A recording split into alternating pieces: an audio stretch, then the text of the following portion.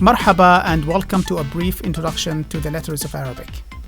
Arabic is a right-to-left language, and modern standard Arabic has 28/29 letters. Some people will count Hamza as a letter, some people will not. We will see Hamza at the end of this video. The letters of the alphabet represent consonants and long vowels only. Short vowels are represented by diacritical markers, not by letters in Arabic. We will look at these diacritical markers again in another video. Now, generally speaking, Arabic letters have four shapes. The first one, let's call it the default. That's the one that's used when the letter is shown isolated by itself. The other three are used based on the location of the letter in a word. Word initial at the beginning, word medial in the middle, and word final at the end. In this short and very brief video, I will quickly show you these letters, their names, and the main sound that each one represents. Let's begin. The first letter is the letter Alif, and it represents the long vowel A. This is how it looks at the beginning of a word, in the middle, and at the end. You notice that in the middle and at the end, it's identical. The second one is the letter Ba. Ba, and it represents the sound B, as in the English word boy. And this is how it looks at the beginning of a word, in the middle, and at the end. Then we have the letter Ta. Ta. And Ta is very close to the one that we use in English, as in 10. There is a small difference, and I will talk about that in another video when I talk about each of these letters separately. So this is how Ta looks at the beginning of a word, in the middle of a word, and at the end of a word. You notice that Ba and Ta, they look very similar. The difference between them is in the number of dots and their location. Then we have the letter Tha. Th, th, as in TH in the word three. Th, th. Tha at the beginning of a word, in the middle, and at the end. Again, you will notice that Ba, Ta, and Tha are similar when it comes to the shape. The difference between them is in the number and location of the dots. Then we have the letter Jim. Jim, J, J. Now, Jim has a number of pronunciations based on the dialect, but let's use Jim for now. Again, each of these letters, I will have a separate video for it, and I will talk about each one of them in more details at another time. So the name of the letter is Jim, and the sound it represents is J, as in the English word vision. Jim at the beginning, Jim in the middle, and Jim at the end. After that, we have Ha. Now, this sound does not exist in English, but we have a close one to it. We have this sound, but it's not identical. So, Ha. This is how it looks like at the beginning of a word, in the middle, and at the end.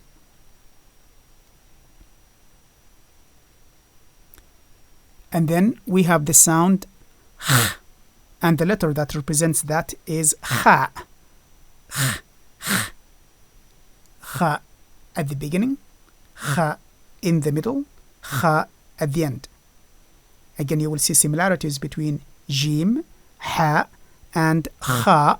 The difference is the dot, whether it is at the bottom of the shape, as in Jim, or without a dot, as in Ha, or on top of the shape of the letter, as in Kha. After that, we have the letter Dal, and this one represents the sound D, D, similar to the D in do, but there is a small difference between them.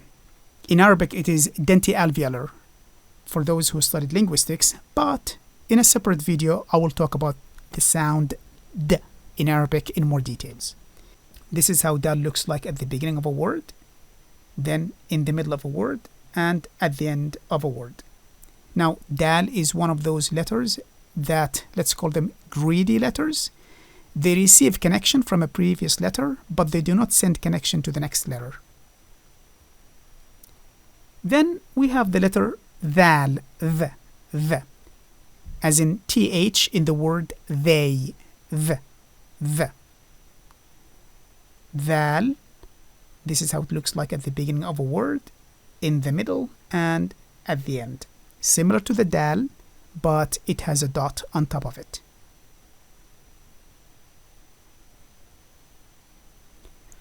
Number 10, we have ra, r.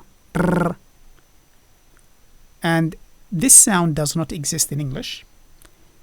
R, that's the sound. And this is how it looks like at the beginning of a word, in the middle, and at the end. Again, like dal and dal, ra also is greedy. It receives connection, but it does not send connection. Then we have zai, z. Simply, it's like z, zoo. And this is how it looks like at the beginning of a word, in the middle, and at the end. Similar to the ra, but it has a dot. Then we have seen, s. It's like see in English, or seen, S-E-E-N, s. And this is how it looks like at the beginning of a word, in the middle, and at the end. You can see that there is that connector. When it is at the beginning of a word, it has a connector to go to the next letter. And then in the middle, it has a connector before, a connector after, and at the end, it has a connector before. And simply doesn't have any connector at the end because it is at the end. After the seen, we have the letter sheen, and it represents the sound sh, as in sh in English, as in the word shine. Sh. This is how sheen looks like at the beginning of a word, in the middle, and at the end. Similar to the seen, but it has 3 dots. After that, number 14, we have the letter sad, and it represents the sound sa. Now, this one can easily say it does not exist in English, but think of the word sauce in English. So again, I will discuss this sound in more details at another time. So this is how sad looks like at the beginning of a word, in the middle, and at the end.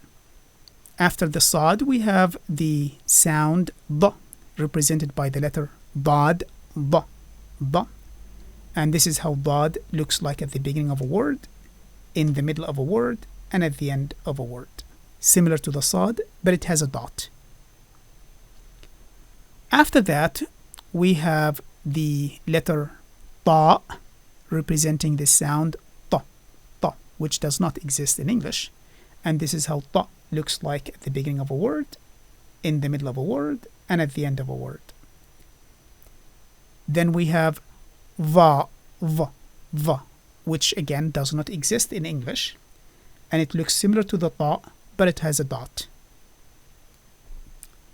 18, we have the sound a. Definitely this does not exist in English. At another video, I will go into the details and we'll practice together. The name of the letter is ain, ain. And the sound it represents is a. And this is how ain looks like at the beginning of a word, in the middle of a word, and at the end of a word.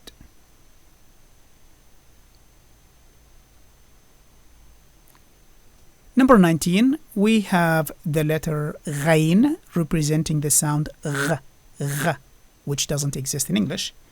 And this is how it looks like at the beginning of a word, in the middle, and at the end. Similar to ain, the one that we just saw, number 18, but it has a dot. 20, we have the letter fa, representing the sound f, and this is identical to the fa, to f in English, f, as in fan. So this is how fa looks like at the beginning of a word, and this is how it looks like in the middle of a word, and this is how it looks like at the end of a word. again, it's a very generous one, like most of the letters. It receives connection and it sends connection. 21 is qaf. This does not exist in English. Qa, qa. This is how it looks like at the beginning of a word, and in the middle, and at the end. Close to the fa, but it has 2 dots, and at the end, definitely it looks different.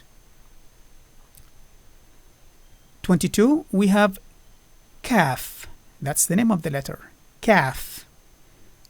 Representing the sound k, k. Very close to how we say k, as in can in English. And this is how it looks like at the beginning of a word, in the middle, and at the end. 23, we have the letter lam, and it represents the sound l, l. This is how it looks like at the beginning of a word, in the middle, and at the end. 24 is the letter mim, m, m. That's the sound it represents, similar to m as in moon, m.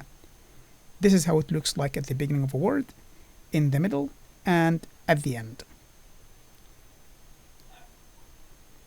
25, we have the letter noon, similar to how we say noon, N-O-O-N, n, n. This is how noon looks like at the beginning of a word, and in the middle, finally, at the end. 26, we have the letter ha, representing the sound h, as in the English word he. And this is how ha looks like at the beginning of a word. This is how it looks like in the middle of a word, and this is how it looks like at the end of a word. 27, we have the letter wow, w, w. It can also represent the long vowel u, and this is how wow is written at the beginning of a word, and in the middle of a word, and at the end of a word. And again, now we can see the pattern that this is one of those greedy letters. It receives connection, but it does not send connection. 28, we have the letter ya, ya, ya, which can also represent the long vowel e, and this is how ya looks like at the beginning of a word, and this is how it looks like in the middle of a word, and this is how it looks like at the end of a word. Now here I'm adding number 29, and as I said earlier, that some people will say Arabic has 28 letters and they will stop when they reach ya.